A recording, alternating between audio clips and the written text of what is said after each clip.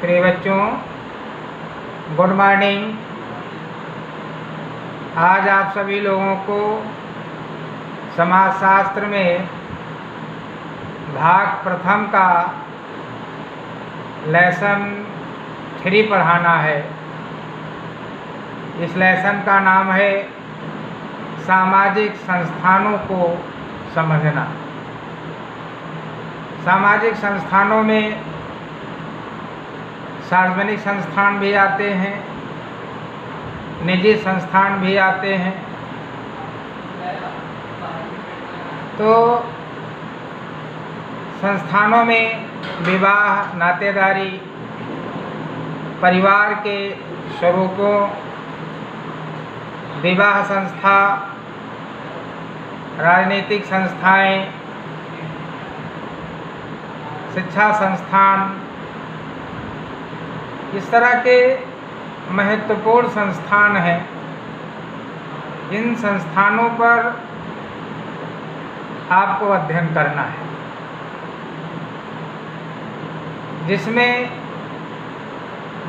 कुछ महत्वपूर्ण समाजशास्त्री हुए हैं। इन समाजशास्त्रियों ने अपनी अलग अलग डेफिनेशन दी हैं, अलग अलग अपनी परिभाषाएं दी हैं, जिसमें किंसले डेविड के अनुसार परिवार ऐसे व्यक्तियों का समूह है जिनमें सगोत्रता के संबंध होते हैं और जो इस प्रकार एक दूसरे से संबंधित होते हैं। परिवार भी एक प्रकार की संस्था है। ये किंसले डेविड का कथन है। बोगार्ट्स समाजशास्त्री भी हुए हैं, अर्थशास्त्री भी हुए हैं। अर्थशास्त्र के बारे में भी इनको बहुत बड़ा ज्ञान प्राप्त था, महारथ ही थे। बोगार्ट्स महोदय कहते हैं कि विवाह स्त्री और पुरुष को पारिवारिक जीवन में प्रवेश करवाने की संस्था है। विवाह स्त्री और पुरुष को पारिवारिक जीवन में प्रवेश करवाने की एक महत्वपूर्ण संस्था है। निश्चित भूभाग, जनसंख्या और प्रभुसत्ता राज्य के निर्यामक तत्व हैं। एक समाजशास्त्री जिन्सबर्ग हुए हैं, उनका कथन है। डुख्रिम महोदय कहते हैं कि धर्म पवित्र वस्तुओं के संबंध में विश्वासों और व्यवहारों की समग्र प्रणाली है। ये डुख्रिम महोदय का कथन है।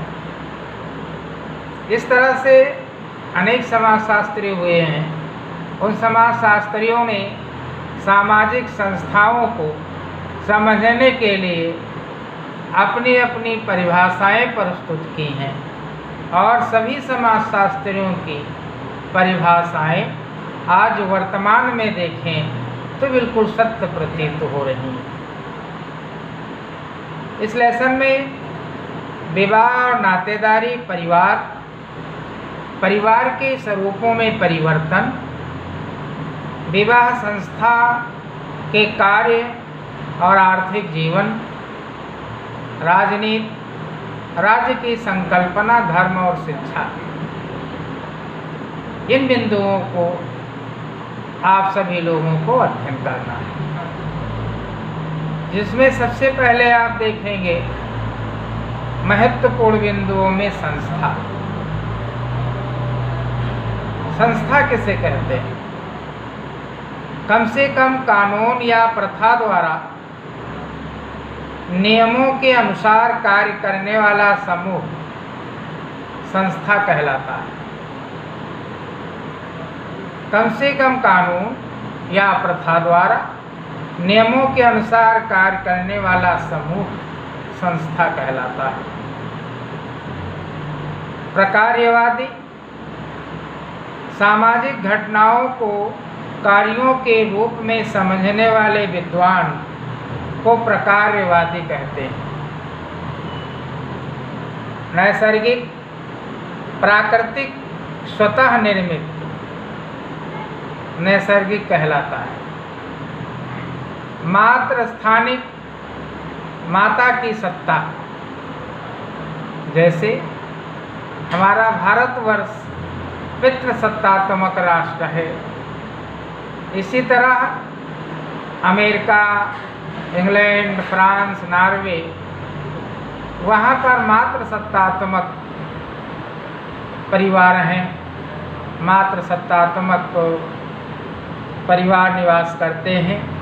वहाँ पर माता की सबसे बड़ी भूमिका होती है, जैसे भारत में पिता की सबसे महत्वपूर्ण भूमिका होती है। तो इसी तरह पितृस्थानिक, पिता की सत्ता। आनुभाविक जांच, समाजशास्त्रीय तथ्यात्मक जांच को आनुभाविक जांच कहा जाता है। लिंग, समाज के संगठन का मूल सिद्धांत लिंग कहलाता है।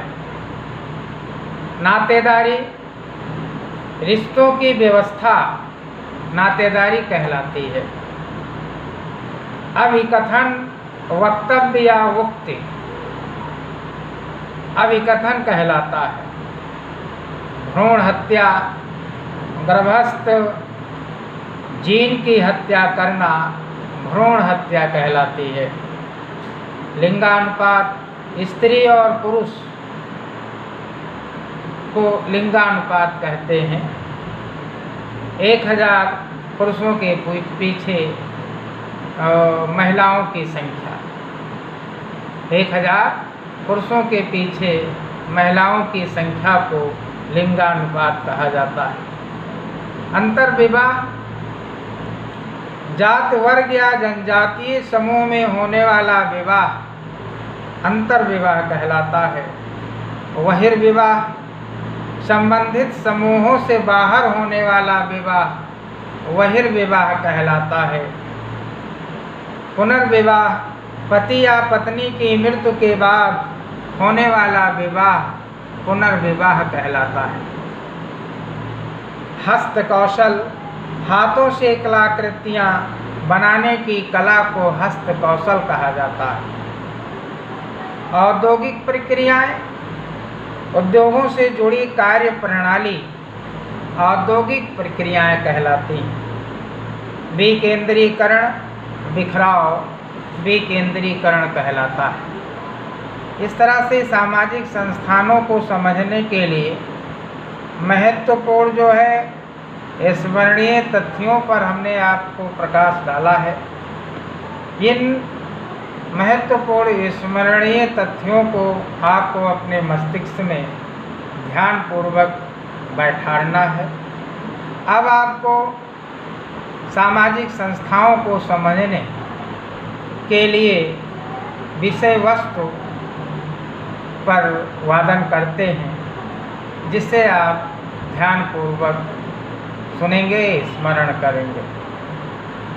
तो सबसे पहले परिचय। सामाजिक संस्थाएं व्यक्ति को प्रतिबंधित, नियंत्रित, दंडित तथा पुरस्कृत करती हैं। ये संस्थाएं राज्य के समान बृहत तथा परिवार की तरह लघु हो सकती हैं। समाजशास्त्र के अध्ययन में सामाजिक मनोविज्ञान को समझने के लिए संस्थानों का अध्ययन करना आवश्यक हो जाता है, जिसमें नंबर 1 परिवार, विवाह, नातेदारी, नंबर 2 राजनीति, नंबर 3 धर्म, नंबर 4 अर्थव्यवस्था, नंबर 5 शिक्षा। इन्हीं संस्थाओं के माध्यम से प्राप्त होते हैं। मनुष्य की आवश्यकताएं अनंत होती हैं। वो अपनी आवश्यकताओं की पूर्ति के लिए समाज द्वारा मान्य जो संगठन बनाता है उसे संस्था कहते हैं। उदाहरण के लिए काम भावना की पूर्ति स्त्री और पुरुष दोनों की महत्वपूर्ण आवश्यकता होती है। मनुष्य ने इस कार्य की पूर्ति के लिए विवाह नामक संस्था की स्थापना की है। विवाह संस्था द्वारा स्त्री और पुरुष को काम वासना की पूर्ति के लिए समाज की स्वीकृति प्राप्त हो जाती है। समाज द्वारा मान्यता प्राप्त करने का ढंग ही संस्था कहलाता है। संस्था नियमों की एक व्यवस्था अथवा कार्य प्रणाली का नाम है। विवाह, प्रजातंत्र तथा धर्म संस्था के उदाहरण हैं। संस्था की परिभाषा बोगार्ट्स महोदय ने दी है। सामाजिक संस्था समाज की वह संरचना होती है जिसे मुख्य रूप से सुव्यवस्थित विधियों द्वारा मनुष्यों की आवश्यकताओं की पूर्ति के लिए संगठित किया जाता है। मैकाइवर एवं पेज के अनुसार सामूहिक क्रिया की विशिष्टता से युक्त कार्य प्रणाली की दशाएं या स्थापित स्वरूप ही संस्था कहलाती है। इसी तरह एक समाजशास्त्री रास हुए हैं, उन्होंने अपनी महत्वपूर्ण डिफिनेशन दी है, परिभाषा दी है कि सामाजिक संस्थाएं सामान्य इच्छा से स्थापित या अभिमत द्वारा संगठित मानव संबंधों के समूह होती हैं। उन्हें संस्थाएं कहा जाता है, उन्हें संस्थान कहा जाता है। संस्था के कार्य, संस्था के महत्वपूर्ण 7 कार्य हैं, जिसमें नंबर 1 मानवीय आवश्यकताओं की पूर्ति, नंबर 2 व्यक्तियों के कार्य में सहायक, नंबर 3 संस्कृति की वाहक, नंबर 4 व्यवहार नियंत्रक, नंबर 5 पद एवं कार्य का निर्धारण, नंबर 6 सामाजिक विरासत की रक्षा और नंबर 7 सामाजिक परिवर्तन में सहायक। इस तरह से संस्था के 7 महत्वपूर्ण कार्य हैं। संस्था जहाँ अनेक महत्व के सामाजिक कार्य करती है, वही यह मनुष्य के उन्नति में बाधक भी हो सकती है। यह अंतर्जातीय विवाह तथा राष्ट्रीय एकता में बाधक होती है। इनसे सदस्यों की इच्छाओं का दमन होता है तथा वे नियंत्रण में रहने के कारण अपने स्वतंत्र व्यक्तित्व का विकास नहीं कर पाते। यह प्राचीन परंपराओं का पोषक करके मानव जाति की प्रगति में बाधा उत्पन्न करती है। इस प्रकार व्यक्ति के हित के लिए बनाई गई संस्थाएं व्यक्ति के विकास में बाधक बन जाती हैं। परिवार और परिवार में 2 महत्वपूर्ण बिंदु आ जाते हैं, विवाह और नातेदारी। परिवार वह प्राकृतिक मूल इकाई है जिसका सदस्य व्यक्ति जन्म से होता है। परिवार वह प्राकृतिक मूल इकाई है जिसका सदस्य व्यक्ति जन्म से बन जाता है। यह संस्था व्यापक और अपरिवर्तनीय। आगवर्ण एवं निम्काफ के अनुसार परिवार पति पत्नी, माता पिता, पुत्र पुत्री और संतान सहित या संतान रहित या मात्र स्त्री पुरुष या बच्चों सहित कम या अधिक स्थायी समिति है।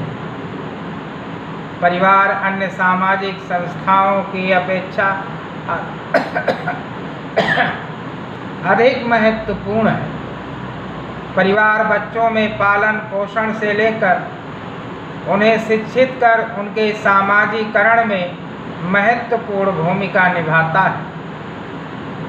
परिवार वह कार्यशाला है जहाँ भावी आदर्श नागरिक गढ़े जाते हैं। इसीलिए परिवार को आदर्श नागरिकता की प्रथम पाठशाला कहा गया है। परिवार की व्यवस्था में स्त्री, पुरुष, वृद्ध तथा बच्चे सभी सहयोग देते हैं। प्राचीन काल में संयुक्त परिवार प्रथा थी, जो वर्तमान में एकाकी परिवार में बदल गई है। समाज में पितृसत्तात्मक तथा मातृसत्तात्मक परिवारों के रूप पाए जाते हैं। परिवार के अनिवार्य और ऐच्छिक कार्य दूसरी संस्थाओं को स्थानांतरित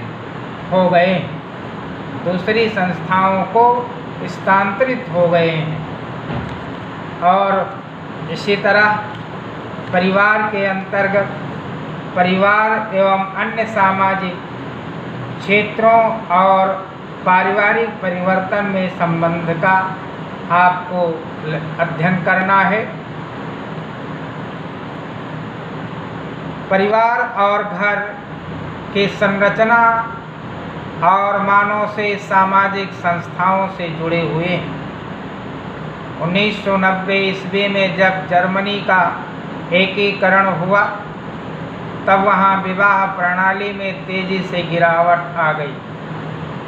आर्थिक सुरक्षा के कारण लोग विवाह करने से बचने लगे। आर्थिक क्रियाएं विवाह और नातेदारी को बुरी तरह प्रभावित करती हैं।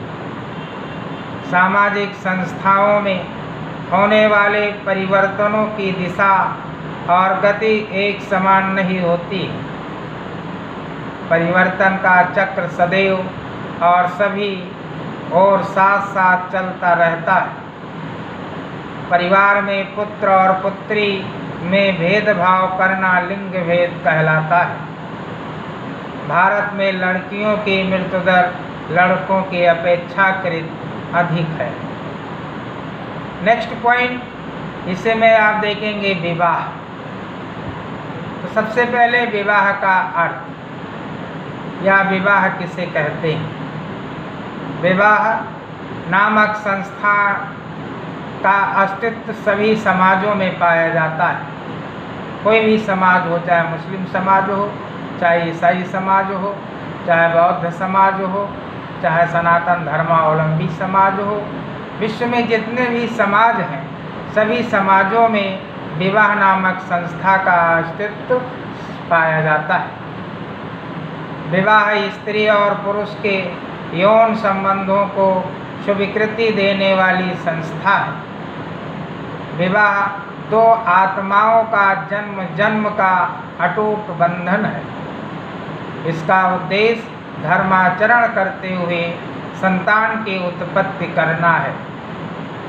गिलीन एवं गिलीन के अनुसार विवाह एक प्रजनन मूलक परिवार की संस्थापना का समाज द्वारा स्वीकृति तरीका है।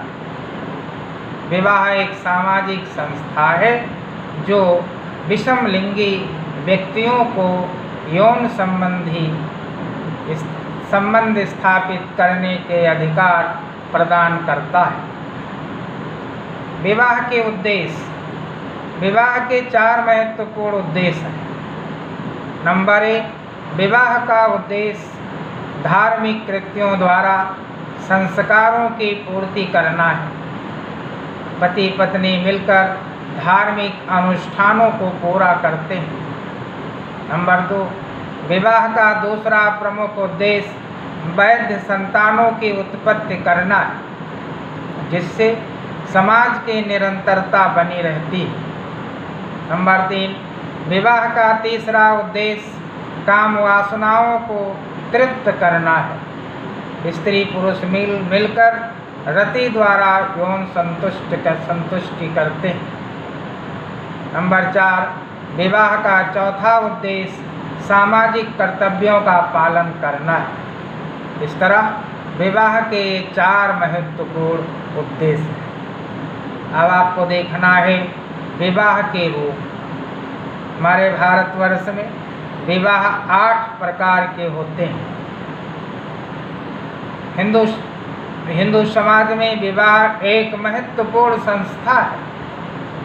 समाज की व्यवस्था को सुचारू रूप से संचालित करने, परिवार का निर्माण करने, यौन आवश्यकताओं की पूर्ति करने एवं धार्मिक अनुष्ठानों की आपूर्ति करने में विवाह महत्वपूर्ण योगदान देता है।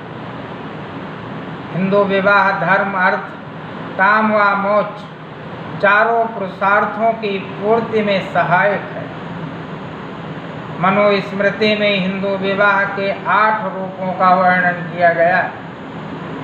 वैवाहिक स्थिति को नियंत्रित करने के लिए विवाह निम्नलिखित 8 प्रकार के बताए गए।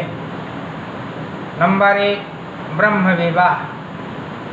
ब्रह्म विवाह में कन्या के पिता या संरक्षक द्वारा योग्य वर को आमंत्रित कर धार्मिक विधि विधान से पूजा करके वस्त्र व आभूषण देकर इष्ट मित्रों एवं संबंधियों के साथ एक निश्चित तिथि एवं समय पर एकत्र होकर पाणी ग्रहण कर विवाह संस्कार की रस्म पूरी की जाती है।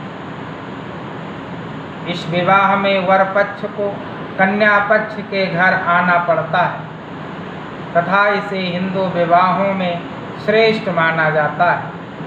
महर्षि मनु के अनुसार कन्या को वस्त्र व आभूषण में अलंकृत करके एक विद्वान तथा शीलवान वर को अपने घर पर आमंत्रित करके कन्यादान करने की विधि को ब्रह्म विवाह कहा जाता है।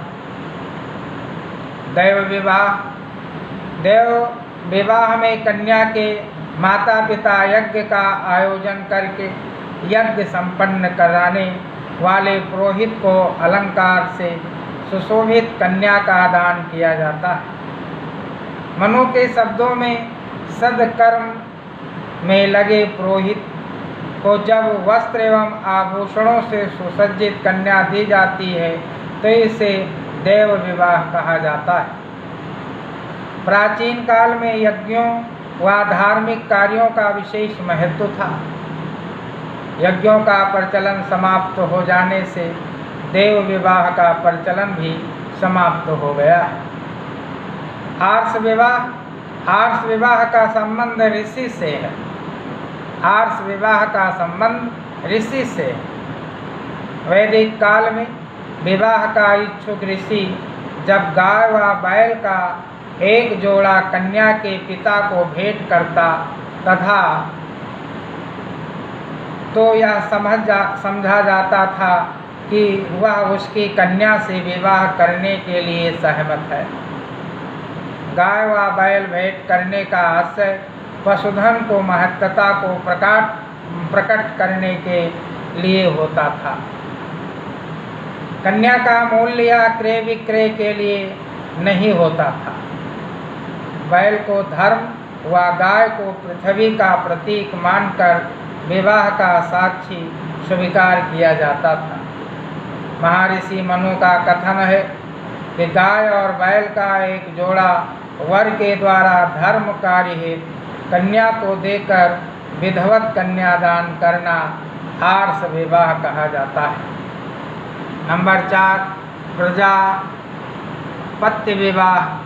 प्रजापत्य विवाह से कन्या के माता पिता द्वारा वर कन्या को आदेशित किया जाता है कि तुम दोनों एक साथ रहकर गृहस्थ धर्म का पालन करो, तुम्हारा जीवन सुखी व समृद्धशाली हो।